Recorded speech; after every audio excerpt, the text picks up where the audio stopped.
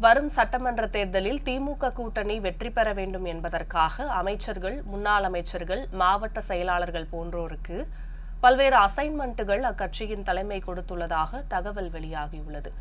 இது குறித்த கூடுதல் விவரங்களை தருவதற்காக செய்தியாளர் சிவராமன் இணைகிறார்.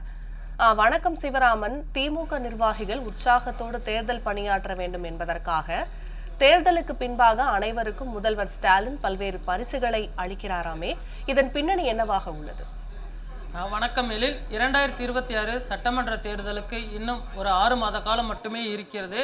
ஜனவரிக்கு பின்பு தேர்தலுக்கான அந்த பணிகள் துவங்கிவிடும் என எதிர்பார்க்கப்படுகிறது. தற்பொழுது திமுக சார்பில் அமைச்சர்கள், முன்னாள் அமைச்சர்கள், மாவட்ட செயலாளர்கள் உள்ளிட்ட பல்வேறு முக்கிய நபர்களுக்கும் இந்த தேர்தலுக்கான அசைன்மெண்ட்டுகள் தற்பொழுது பிரித்து வழங்கப்பட்டிருக்கிறது.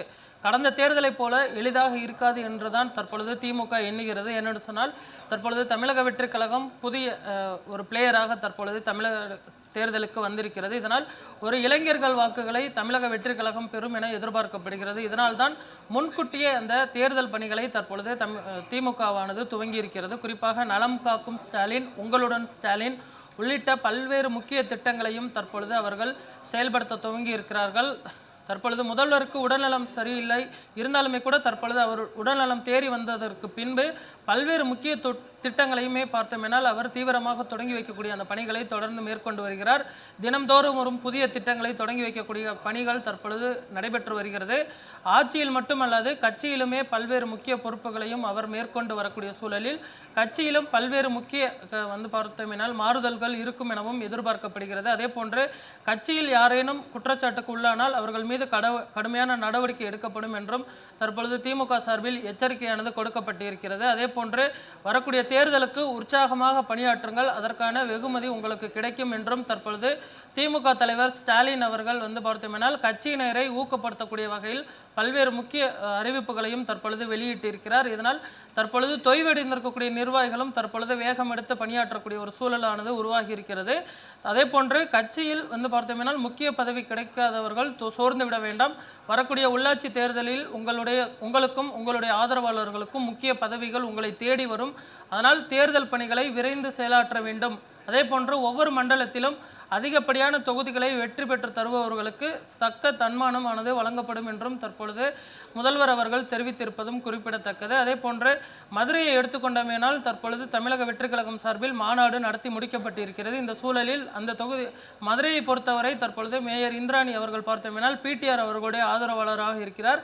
அவருடைய கணவர் தற்பொழுது கைது செய்யப்பட்டிருக்கிறார். இந்த நிலையில் மேயர் அவர்களை மாற்றுவதற்கு தற்பொழுது முதல்வர் அவர்கள் பார்த்தோமேனால் முடிவெடுத்திருக்கிறார். அதே போன்று மூர்த்தி அவர்களுடைய ஆதரவாளர் அவர்களை மேயராக ஆக்குவதற்குமான அந்த பணிகள் தற்பொழுது நடைபெற்று வருகிறது. அதே போன்று எனக்கு பார்த்தோம்னால் என்னுடைய ஆதரவாளருக்கு மேயர் பொறுப்பை கொடுங்கள். வரக்கூடிய தேர்தலில் மதுரை மாவட்டத்தில் இருக்கக்கூடிய 10 தொகுதிகள், மதுரை மத்தி, மதுரை மேற்கு, மதுரை கிழக்கு, திருப்பரங்குன்றம், உசிலம்பட்டி, மேலூர் உள்ளிட்ட 10 தொகுதிகளையும் வெற்றி பெற்று தருகிறேன் என்று தற்பொழுது மூர்த்தி அவர்கள் முதல்வர் அவர்களிடம் தெரிவித்திருப்பதாக சொல்லப்படுகிறது. அதே போன்று நெல்லை மாவட்டத்திலும் பார்த்தோம்னால் மைதீன்கான், அதே போன்ற அப்பாவு உள்ளிட்ட பல்வேறு முக்கிய நிர்வாகிகளும் இருக்கிறார்கள். அந்த மாவட்டத்திலுமே பார்த்தோமேனால் முக்கிய தொகுதிகளை வெற்றி பெற்று கொடுத்தால் உங்களுக்கான அந்த பொறுப்புகள் தேடி வரும் என தற்பொழுது முதல்வர் தரப்பில் தெரிவிக்கப்பட்டிருக்கிறது. இதே போன்று கோவை மண்டலத்தை பொறுத்துக்கொண்டோமானால் செந்தில் பாலாஜி அவர்களுக்கு அந்த பொறுப்பானது அளிக்கப்பட்டிருக்கிறது. தற்பொழுது அவர் எந்த ஒரு பொறுப்பிலும் இல்லை, அமைச்சர் பொறுப்பிலிருந்து தற்பொழுது ராஜினாமா செய்திருக்கிறார். இருந்தாலுமே கூட கோவை மண்டலத்தில் எதிர்பார்க்கக்கூடிய அந்த வெற்றியை பெற்றுத்தந்தால் வரக்கூடிய அந்த ஆட்சி அமைந்ததற்கு பின்பு முக்கிய ஒரு துறை அளிக்கப்படும் எனவும் தற்பொழுது வாய்மொழி உத்தரவு பிறப்பிக்கப்பட்டிருக்கிறது. இதனால் செந்தில் பாலாஜி அவர்களும் உற்சாகமாக தற்பொழுது பணியாற்றி வருவதும் குறிப்பிடத்தக்கது. இதே போன்று ஒவ்வொரு மண்டலத்திலும் டெல்டா, அதே போன்று மதுரை, வேலூர் உள்ளிட்ட பல்வேறு மண்டலங்களிலும் இருக்கக்கூடிய அந்த பொறுப்பாளர்களுக்கு உத்தரவு பிறப்பிக்கப்பட்டிருக்கிறது. அதே போன்று முதல்வர் அவர்கள் உடல்நலம் சோர்வுற்றிருந்தாலுமே கூட தற்பொழுது உற்சாகமாக தொடர்ந்து கட்சி பணிகளாக இருக்கட்டும், ஆட்சி பணிகளாக இருக்கட்டும் தொடர்ந்து ஆற்றி வருவதும் குறிப்பிடத்தக்கது. துணை முதல்வர் உதயநிதி ஸ்டாலின் அவர்களுக்கும் தற்பொழுது முக்கிய பொறுப்பு அளிக்கப்பட்டிருக்கிறது. இளைஞர் வாக்குகளை எப்படியாவது பெற்றுவிட வேண்டும், அதற்கான பணிகளை உடனடியாக ஆற்ற வேண்டும். இளைஞர் அணியில் இருக்கக்கூடிய அந்த நிர்வாகிகளுக்கு வரக்கூடிய தேர்தலில் அதிக அளவில் போட்டியிட வாய்ப்பு அளிக்க வேண்டும் என்றும் தற்பொழுது அவர் உத்தரவு பிறப்பித்திருக்கிறார். இதனால் கட்சி நிர்வாகிகள் தற்பொழுது உற்சாகம் அடைந்திருக்கிறார்கள். சிவராமன், குறிப்பாக தமிழகத்தின் பல மாவட்டங்களில் இருக்கும் அமைச்சர்களும் மாவட்ட செயலாளர்களும் திமுக தலைமையிடம் வைத்துள்ள கோரிக்கைகள் என்னவாக உள்ளது? விவரங்கள் அது பற்றி. அதாவது கட்சி நிர்வாகிகளை பொறுத்தவரை திமுக தலைவியுடன் எங்களுக்கு வேண்டிய சுதந்திரத்தை அளிக்க வேண்டும். கட்சியில் பார்த்தோமேனால் வீடு வீடாக சென்று பொறுப்பாளர்களை உடனடியாக கட்சியில் இணைப்பதற்கான அந்த வாய்ப்புகளை தர வேண்டும் என்றும் அவர்கள் தரப்பில் சொல்லப்பட்டிருக்கிறது. அதே போன்று கோஷ்டி பூசல் இருக்கக்கூடிய இடங்களில் நிர்வாகிகளை மாற்ற வேண்டும். அப்பொழுதுதான் அந்த மாவட்டத்தில் வெற்றி வாய்ப்பு என்பது இருக்கும். கோஷ்டி பூசல் இருந்தால் அது வெற்றி வாய்ப்பை பாதிக்கும் என்றும் தற்பொழுது உளவுத்துறை சார்பில் சர்வே எடுக்கப்பட்டு அளிக்கப்பட்டிருக்கிறது.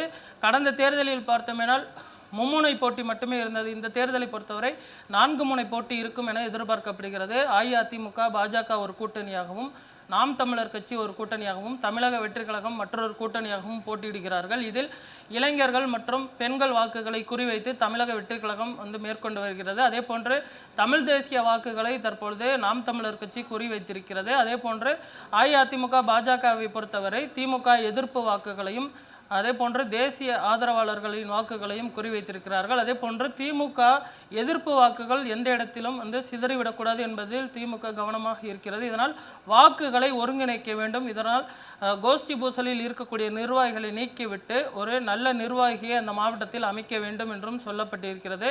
மதுரையில் தற்பொழுது மூர்த்தி மற்றும் பிடிஆர் அவர்களுக்கிடையே அந்த கோஷ்டி பூசல் இருக்கிறது. அதே போன்று ஒவ்வொரு மாவட்டத்திலும் இதே பிரச்சனை இருக்கக்கூடிய சூழலில் மாவட்ட செயலாளர்களை நேரடியாகவே முதல்வர் மு க ஸ்டாலின் அவர்கள் கண்காணித்து அதற்கான மாறுதல்களையும் செய்ய வேண்டும் எனவும் நிர்வாகிகள் தரப்பில் கோரிக்கையானது வைக்கப்பட்டிருக்கிறது. தற்பொழுது பூத் கமிட்டியில் இருக்கக்கூடிய அந்த நிர்வாகிகளின் மாநாடு நடந்து முடிந்திருக்கக்கூடிய சூழலில் மேலும் பல முக்கிய தொண்டர்களையும் அதே போன்ற பொதுமக்களையும் கட்சியில் இணைப்ப வேண்டும் என்றும் தற்பொழுது ஸ்டாலின் தரப்பில் தெரிவிக்கப்பட்டிருக்கிறது. அதற்கான பணிகளை தற்பொழுது திமுக நிர்வாகிகள் மேற்கொண்டு வருவதும் குறிப்பிடத்தக்கது. அதே வரக்கூடிய தேர்தலுக்கான அந்த வேட்பாளர் தேடலும் தற்பொழுது துவங்கியிருப்பதாக திமுக தலைமையிலிருந்து தகவல் கிடைத்திருக்கிறது.